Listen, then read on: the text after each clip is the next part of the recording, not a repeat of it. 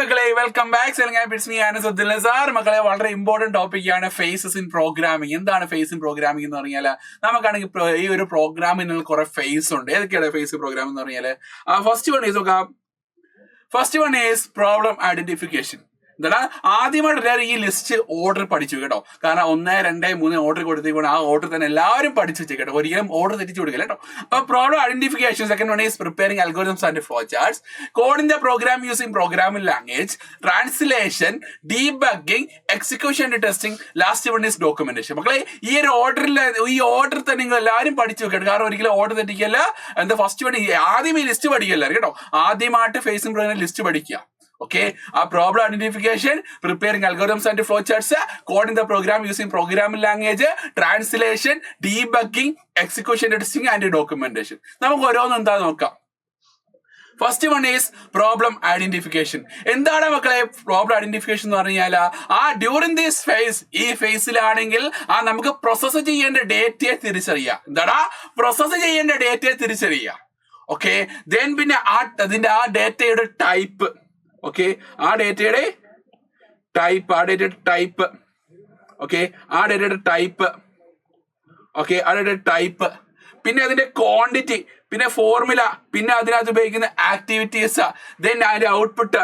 ഇത്രയും തിരിച്ചറിയുന്ന ഒരു മെത്തേഡാണ് മക്കളെ എന്താ പ്രോബ്ലം ഐഡന്റിഫിക്കേഷൻ. എന്താടാ പ്രോബ്ലം ഐഡന്റിഫിക്കേഷൻ. ഒരു പ്രോസസ് ചെയ്യേണ്ട ഡേറ്റ തിരിച്ചറിയുക, അതിന്റെ type, quantity, formula, activities, output. ഇത്രയും തിരിച്ചറിയുന്ന മെത്തേഡ് മക്കളെ എന്താ പ്രോബ്ലം ഐഡന്റിഫിക്കേഷൻ. ഓക്കേടാ, പ്രോബ്ലം ഐഡന്റിഫിക്കേഷൻ. ക്ലിയർ ആയോടാ? നെക്സ്റ്റ് നോക്കാം, അൽഗോരിതം. എന്താണ് അൽഗോരിതം എന്ന് പറയാല്? Preparing algorithms and flowchart second phase ആണോ. അപ്പൊ പ്രിപ്പയറിംഗ് അൽഗോരിതംസ് ആൻഡ് ഫ്ലോചാർട്ട്. എന്താണ് അൽഗോരിതം എന്ന് പറഞ്ഞാല് algorithm is a finite sequence of instruction to solve a problem. നമുക്കൊരു പ്രോബ്ലം സോൾവ് ചെയ്യാൻ ഉപയോഗിക്കുന്ന ഫൈനൈറ്റ് സീക്വൻസ് ഓഫ് ഇൻസ്ട്രക്ഷൻസ് നമുക്ക് എന്താ അൽഗോരിതം. മറ്റൊരു രീതി പറയാം, it is a step by step procedure. എന്താണ് ഒരു പ്രോബ്ലത്തെ സോൾവ് ചെയ്യാൻ ഉപയോഗിക്കുന്ന സ്റ്റെപ്പ് ബൈ സ്റ്റെപ്പ് പ്രൊസീജിയർ നമുക്ക് എന്താ ഈ പറഞ്ഞ അൽഗോരിതം കേട്ടോ. അപ്പൊ ഓരോ സ്റ്റെപ്പിലും സ്റ്റെപ്പ് എന്ന് പറയുന്ന ഓരോ സ്റ്റെപ്പിലും എന്താടാ ഓരോ സ്പെസിഫിക് ടാസ്ക് ഉണ്ട്. ഓക്കെ, അപ്പൊ ഇതാണ് നമുക്ക് അൽഗോരിതം എന്ന് പറയുന്നത്. അൽഗോരിതം എന്ന് പറഞ്ഞാൽ അൽഗോരിതം വിഷയമായിട്ട് നമ്മൾ പഠിക്കുന്നുണ്ടോ.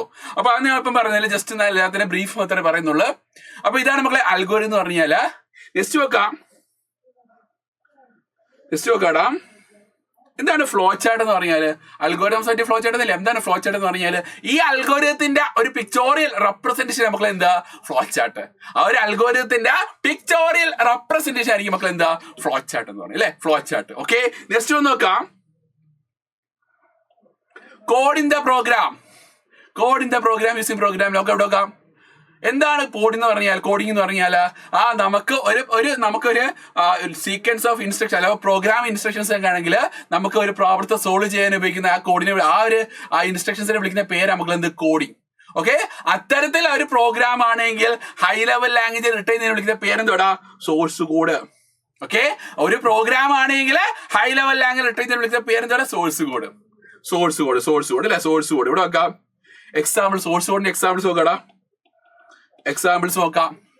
C++, Java. നമ്മുടെ സോഴ്സ് കോഡിൽ റൈറ്റ് ചെയ്യുന്ന പ്രോഗ്രാം ലാംഗ്വേജ് നോക്കാം. C++, Java. ഓക്കെ, കൊബോൾ ഉണ്ട്. ഓക്കെ, കൊബോൾ എടുക്കാം. നെക്സ്റ്റ് എന്താടാ നമുക്ക് ഈ പറഞ്ഞ പൈത്തൺ. ഇതൊക്കെ എന്താണ് പ്രോഗ്രാമിൽ ഈ പറഞ്ഞ സോഴ്സ് കോഡ് ഇരുന്ന പ്രോഗ്രാം ലാംഗ്വേജ് എക്സാംസ് കേട്ടോ. നെക്സ്റ്റ് നോക്കാം, ട്രാൻസ്ലേഷൻ എന്ന് പറഞ്ഞാൽ നമ്മുടെ ഈ ഹൈ ലെവൽ ലാംഗ്വേജിനെ അതിന്റെ ഈക്വൽ ആയിട്ട് മെഷീൻ ലാംഗ്വേജ് കൺവേർട്ട് ചെയ്യുന്ന പ്രോസസ് നമുക്ക് എന്താ ട്രാൻസ്ലേഷൻ. ഒരു ഹൈ ലെവൽ ലാംഗ്വേജ് ഓക്കെ, അപ്പൊ ഒരു ഹൈ ലെവൽ നമ്മളിപ്പോ എന്താണ് നമുക്കിപ്പം ഹൈ ലെവൽ ലാംഗ്വേജ് മനുഷ്യന്മാർക്ക് മനസ്സിലാകുന്ന ലാംഗ്വേജ് അല്ലേ. പക്ഷെ മെഷീന് മനസ്സിലാവുണ്ടല്ലോ ആ കോഡില്ലേ, ആ കോഡിനെ മെഷീന് മനസ്സിലാക്കിക്കണ്ടേ. അപ്പൊ ആ ഒരു പ്രോസസ് ആണ് നമുക്ക് ട്രാൻസ്ലേഷൻ. അഥവാ high level language machine language convert ചെയ്യുന്നത്. മെഷീൻ ലാംഗ്വേജ് എന്ന് പറഞ്ഞാൽ ബൈനറി ലാംഗ്വേജ് ആണ്. ആ ബൈനറി ലാംഗ്വേജ് ആർക്കും മാത്രമേ മനസ്സിലാകത്തുള്ളൂ, മെഷീൻസിന് മാത്രമേ മനസ്സിലാകത്തുള്ളൂ, വേറെ ആർക്കും മനസ്സിലാകത്തുള്ളൂ കേട്ടോ. അപ്പൊ അത്തരത്തിൽ നമുക്ക് ഹൈ ലെവൽ ലാംഗ്വേജിനെ മെഷീൻ ലാംഗ്വേജ് കൺവേർട്ട് ചെയ്യുന്ന ഒരു പ്രോസസ് ആണ് നമുക്ക് ട്രാൻസ്ലേഷൻ എന്ന് പറഞ്ഞാൽ. അപ്പൊ ഈ ഡ്യൂറിംഗ് ഈ സ്റ്റെപ്പിൽ എന്താണ് നമുക്ക് സിന്റാക്സ് എറേഴ്സ് ആണ് ഡിസ്പ്ലേ കേട്ടോ. ഓക്കെ, ഇതാണ് നമുക്ക് എന്താ ട്രാൻസ്ലേഷൻ. ഓക്കെ, അപ്പൊ നമ്മളിപ്പോ ഇവിടെ ഈ ഒരു പ്രോഗ്രാമിലാണെങ്കിൽ ഹൈ ലെവൽ ലാംഗ്വേജിലെ കോഡിനെ വിളിക്കാം, സോഴ്സ് കോഡ് എന്ന് വിളിക്കാം. ഓക്കെ, പ്രോഗ്രാമിലാണെങ്കിൽ ഹൈ ലെവലുള്ള കോഡിനെ വിളിക്കാം, സോഴ്സ് കോഡ് എന്ന് വിളിക്കാം. ദെൻ പിന്നെ ആ മെഷീൻ അങ്ങനെ എന്ത് വിളിക്കടാ ഒബ്ജക്റ്റ് എന്ന് വിളിക്കാം. ഓക്കെ, അഥവാ സോഴ്സ് കോഡിന്റെ മെഷീൻ ലാംഗ്വേജ്, സോഴ്സ് കോഡിന്റെ ഈക്വൽ മെഷീൻ ലാംഗ്വേജ് വിളിക്കേണ്ട ഒബ്ജക്റ്റ് കോഡ് കേട്ടോ. Okay, clear? അപ്പൊ ഈ ഒരു ഫിഗറും ജസ്റ്റ് ഓർത്തു കേട്ടോ. ജസ്റ്റ് നോക്കാം.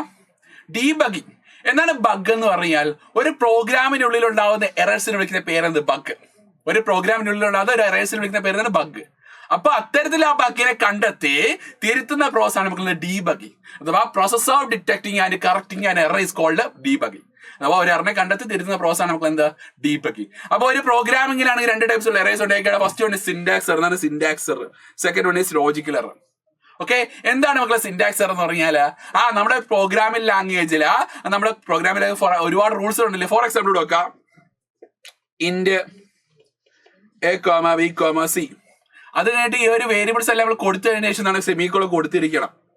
ഓക്കെ, കൊടുത്തിരിക്കണം. ഇപ്പൊ ഒരു പക്ഷെ ഞാൻ കൊടുക്കാൻ മറന്നു, എന്റെ സിന്റാക്സ് അല്ലെങ്കിൽ എന്റെ റൂൾ ഇങ്ങനെയാണ് കേട്ടോ. ഞാൻ ഒരു വേരിയബിൾ അവസാനിക്കുമ്പോഴാണ് ഇടയ്ക്ക് അവസാനം സെമിക്കോളൻ കൊടുത്തിരിക്കുന്നത്. അത് റൂളാണ് കേട്ടോ. അപ്പൊ ഞാൻ റൂള് വയലേറ്റ് ചെയ്ത് കൊടുത്തിട്ടില്ല,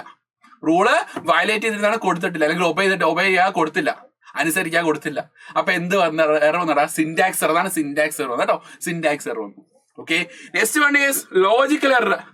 ലോജിക്കൽ എറർ എന്ന് പറഞ്ഞാൽ improper planning of program logic. ഒരു പ്രോഗ്രാമിന്റെ ലോജിക്കൽ ഉണ്ടാകുന്ന ഇംപ്രോപ്പർ പ്ലാനിങ് നമുക്ക് എന്താ?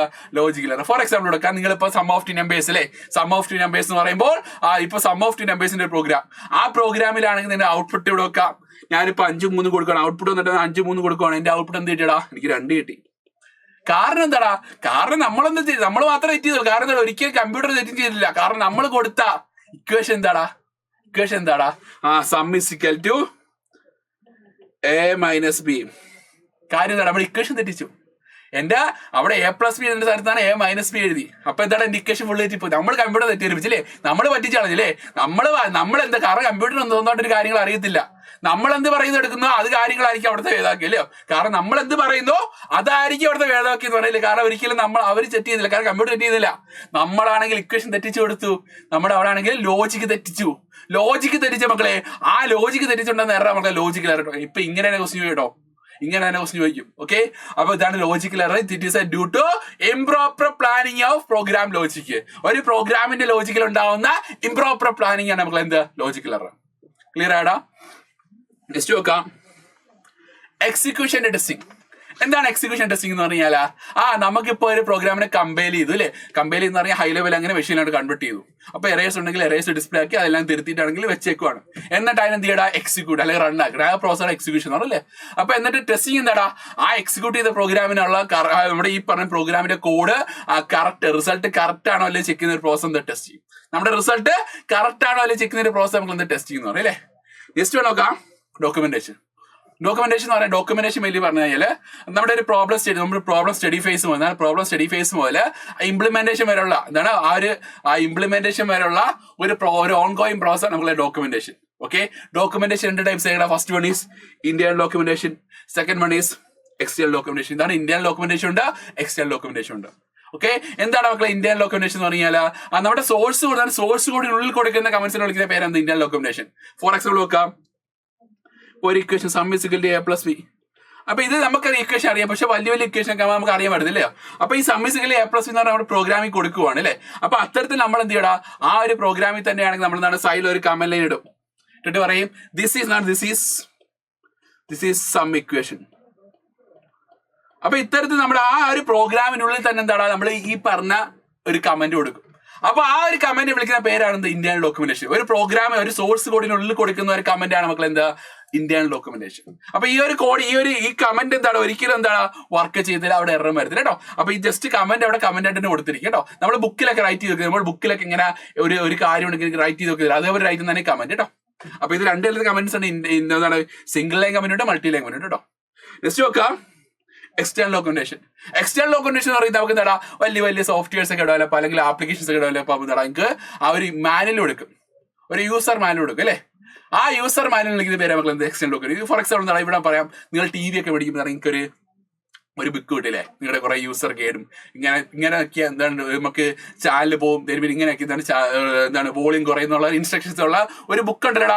ആ ഒരു ബുക്കാണ് നമ്മൾ യൂസർ മാനുവൽ അല്ലേ. അപ്പൊ അത്തരത്തിൽ നമ്മൾ വലിയ വലിയ സോഫ്റ്റ്വെയർസ് ഒക്കെ ഡെവലപ്പ് ചെയ്യുമ്പോഴെങ്കിൽ ഒരു യൂസർ മാനുവൽ കൊടുക്കും, എത്ര മെമ്മറി വേണം, എവിടെ ഇൻസ്റ്റാൾ ചെയ്യണം, ഏത് ലൊക്കേഷൻ ഇൻസ്റ്റാൾ ചെയ്യണം എന്നുള്ള കാര്യങ്ങൾ വെച്ചിട്ടുള്ള ഒരു ചെറിയൊരു യൂസർ മാനുവൽ കൊടുക്കും. ആ യൂസർ മാനുവൽ വിളിക്കുന്ന പേര് അല്ലെങ്കിൽ ആ ഡോക്യുമെന്റേഷൻ വിളിക്കുന്ന പേര് നമുക്ക് എന്താ എക്സ്റ്റേണൽ ഡോക്യുമെന്റേഷൻ. ഓക്കെ, അപ്പൊ എല്ലാവരും ഇതിന്റെ കൂടെ തന്നെ പഠിച്ചു വരാം. അപ്പൊ ഇത്രയാണ് നമുക്ക് ഫേസിംഗ് പ്രോഗ്രാമിങ്. അപ്പൊ ഇത്രയും കാര്യങ്ങൾ എല്ലാവരും എന്ത് ചെയ്യടാ പഠിച്ചു വരിക. ഇത്രയും കാര്യങ്ങൾ എല്ലാവരും നിങ്ങൾ പഠിച്ചു വരിക. വളരെ വളരെ ഇമ്പോർട്ടന്റ് ആണ് ഫേസിംഗ് പ്രോഗ്രാമിംഗ്. നിങ്ങൾ പഠിക്കാൻ പോലെ കേട്ടോ, നിങ്ങൾ പഠിക്കാൻ പോലെ 5 മാർക്കിന് കേട്ടോ, 5 മാർക്കിന് ചോദിക്കാറുള്ള essay പാർട്ടിലെ ക്വസ്റ്റ്യൻ നമുക്ക് എന്താ ഫേസിംഗ് പ്രോഗ്രാം നിങ്ങൾ പഠിക്കാതെ പോലെ വളരെ വളരെ ഷുവർ ക്വസ്റ്റ്യൻ കേട്ടോ. അപ്പൊ ഓക്കെ, നമുക്ക് കാണാം. This is Ansad Nisar. Bye by.